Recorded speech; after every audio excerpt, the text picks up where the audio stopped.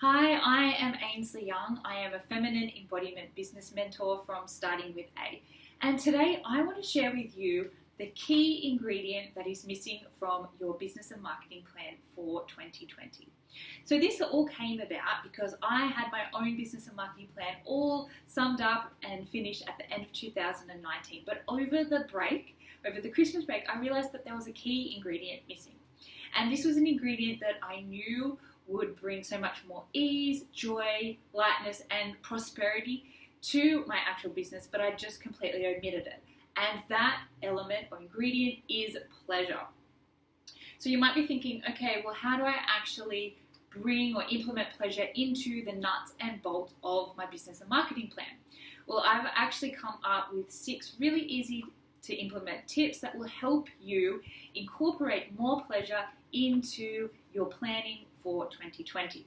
So the first key tip is declaration and devotion.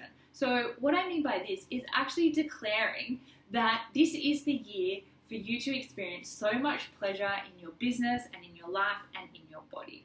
And when we actually devote to that in pleasure intention, it really does help to anchor it further into our body and we make it happen. Now, the second tip is to actually enlist support around your pleasure intention. So you might like to actually share your pleasure intention for your business with some other colleagues. You might be a part of a mastermind or maybe some friends, or you might even like to enlist the support of a coach.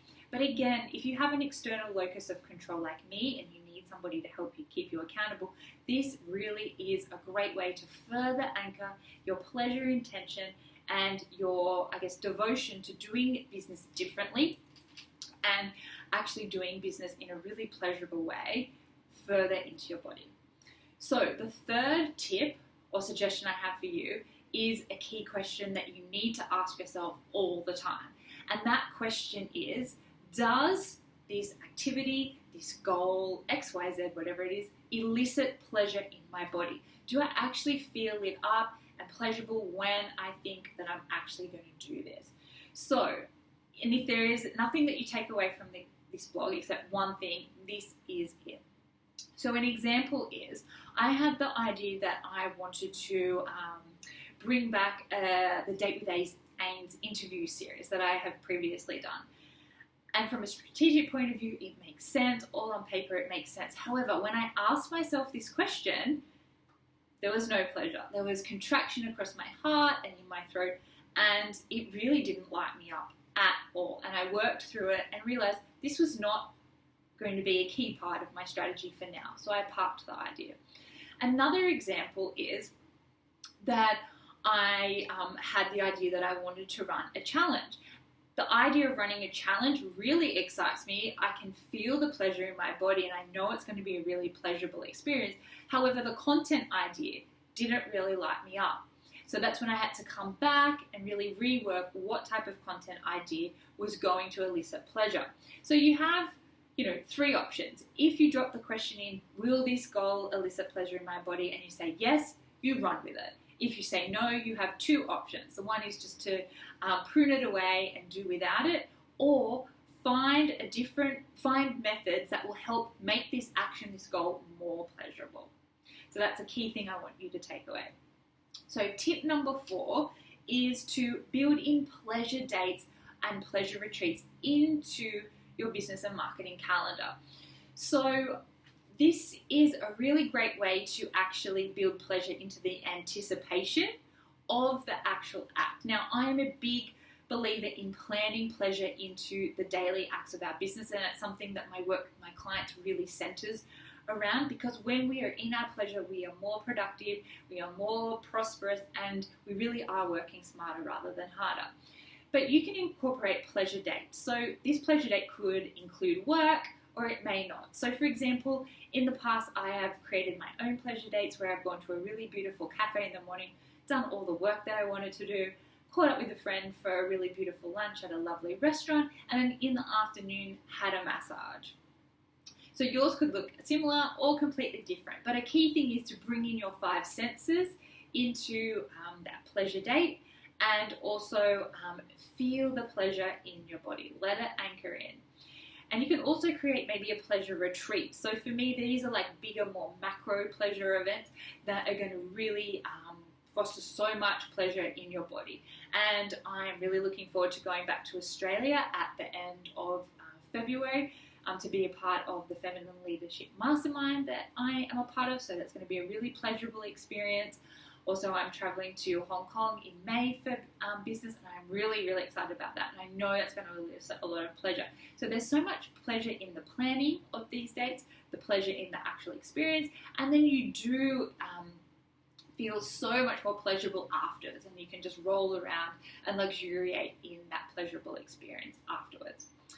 Okay, so the fifth tip that I have for you is to build pleasure into your vision boards. Make pleasure visual. So what I have done, I've actually created my very own Pinterest board, which centers around my business pleasure plan. And you could do this obviously online if you like, or if you're more traditional, you can create a vision board with magazine cutouts or whatever. But research does show that our brains transmit, compute, and retain more information visually and a lot faster than through words. So if you really want to anchor your pleasure intention deeper into your body and into your business, I encourage you to incorporate this pleasure element visually into a vision board. And the sixth and final tip is all around building pleasure into your business finances. So this might sound a little bit weird, and it's something that I am experimenting myself with this year. I use the Profit First finance model for my business. So this means a part of my business expenses, I'm actually going to create a sub-account, which is a pleasure fund. So this means that all the pleasurable experiences that I want to derive out of my business will come out of this fund, and I know I have it there.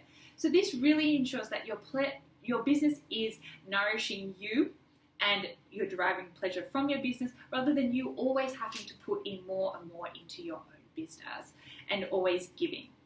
So they're the 6 tips that I have for you. So the first one being to declare and devote yourself to your pleasure intention. The second one being to enlist support around your pleasure intention. The third one, so ask yourself that key question: does this elicit pleasure in my body when I let it land?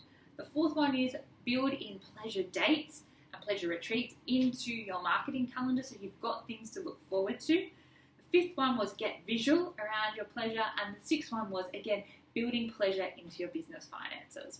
So I hope that has helped and given you some ideas of how you can really revamp your own business and marketing strategy and include this key ingredient of pleasure into your business. And if you need any further help, please reach out. You can send me a DM or email me, ainsley@startingwitha.com. I actually am opening the doors again to my one-on-one mentorship program, which is a 4-month program, and it's all around feminine leadership and embodiment in business. So we really break down how to be in our pleasure and be super productive, how to work smarter rather than harder, and how to magnetize our dreams and desires and clients to create a really pleasurable and successful business. So if you're interested, please reach out. Until next time, I'll speak to you soon. Bye.